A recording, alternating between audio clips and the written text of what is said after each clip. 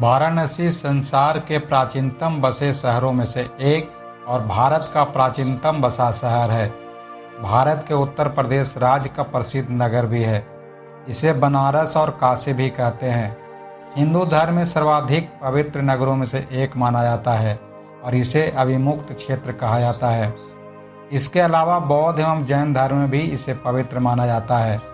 वाराणसी की संस्कृति का गंगा नदी, श्री काशी विश्वनाथ मंदिर एवं इसके धार्मिक महत्व से अटूट रिश्ता है। यह शहर सहस्त्रों वर्षों से भारत का, विशेषकर उत्तर भारत का सांस्कृतिक एवं धार्मिक केंद्र रहा है। तो दोस्तों, आज हम लोग इस वीडियो में जानेंगे वाराणसी के इतिहास के विषय में।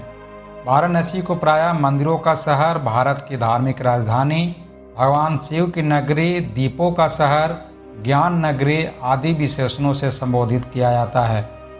प्रसिद्ध अमेरिकी लेखक मार्क ट्वेन लिखते हैं, बनारस इतिहास से भी पुरातन है, परंपराओं से पुराना है, किंवदंतियों से भी प्राचीन है, और जब इन सब को एकत्र कर दें तो उस संग्रह से भी दुगना पुराना है वाराणसी का इतिहास। हिंदुस्तानी शास्त्रीय संगीत का बनारस घराना वाराणसी में ही जन्मा एवं विकसित हुआ है।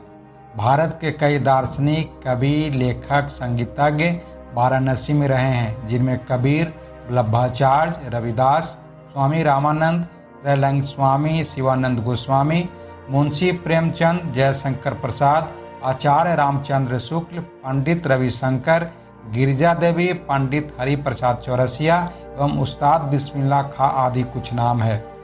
गोस्वामी तुलसीदास ने हिंदू धर्म का परम पूज्य ग्रंथ रामचरितमानस यहीं लिखा था और गौतम बुद्ध ने अपना प्रथम प्रवचन इसी के निकट सारनाथ में दिया था। दोस्तों, वाराणसी की भूमि सदियों से हिंदुओं के लिए परम तीर्थ स्थान रही है। हिंदुओं का मानना है कि जो वाराणसी की भूमि पर मरने की कृपा करता है वह जन्म और पुनर्जन्म के चक्र से मुक्ति प्राप्त करता है।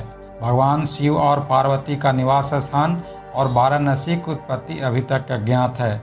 माना जाता है कि वाराणसी में गंगा नश्वर लोगों के पापों को धोने की शक्ति रखती है।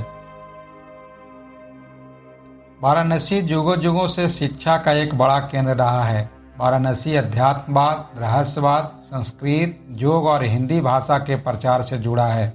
रामचरितमानस लिखने वाले प्रसिद्ध संत कवि तुलसीदास जैसे प्रसिद्ध उपन्यासकार, प्रेमचंद और तुलसीदास जैसे सम्मानित लेखक वाराणसी से हैं। भारत की सांस्कृतिक राजधानी के रूप में उपयुक्त वाराणसी ने सभी सांस्कृतिक गतिविधियों को फलने फूलने के लिए सही मंच प्रदान किया है। इसके साथ ही नृत्य और संगीत के अनेक प्रतिपादक वाराणसी से हुए हैं। रविशंकर अंतर्राष्ट्रीय स्तर पर प्रसिद्ध सितार वादक और उस्ताद बिस्मिल्लाह खान प्रसिद्ध शहनाई वादक सभी इस शहर के पुत्र हैं और अपने जीवन का अधिकांश भाग यहाँ जिए हैं। चलिए दोस्तों, वाराणसी के विषय में और आगे जान लेते हैं। सारनाथ, जहाँ बुद्ध भगवान ने ज्ञान प्राप्ति के बाद अपना पहला उपदेश दिया था, केवल 10 किलोमीटर दूर है वाराणसी से, जो हिंदू पुनर्जागरण का प्रतीक रहा है। यहाँ सदियों से ज्ञान, दर्शन, संस्कृति, देवताओं की भक्ति, भारतीय कला और शिल्प सभी का विकास हुआ है। साथ ही जैनियों के लिए एक तीर्थ स्थान वाराणसी को 23वें तीर्थकर पार्श्वनाथ का जन्म स्थान माना जाता है। वाराणसी में वैष्णववाद और शैववाद का सह अस्तित्व पाया जाता है। कहा जाता है कि आयुर्वेद की उत्पत्ति वाराणसी में हुई थी और इसे आधुनिक चिकित्सा विज्ञान जैसे प्लास्टिक सर्जरी, मोतियाबिंद और कैलकुलस ऑपरेशन का आधार माना जाता है।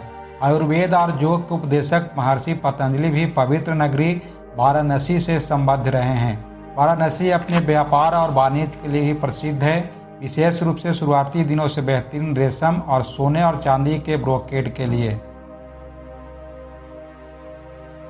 इसके साथ ही वाराणसी में 4 बड़े विश्वविद्यालय हैं: बनारस हिंदू विश्वविद्यालय, Mahatma Gandhi Kashi Vidyapith, central institute of higher Tibetan studies और संपूर्णानंद संस्कृत विश्वविद्यालय। यहाँ के निवासी मुख्यतः काशी का भोजपुरी बोलते हैं, जो हिंदी की ही एक बोली है।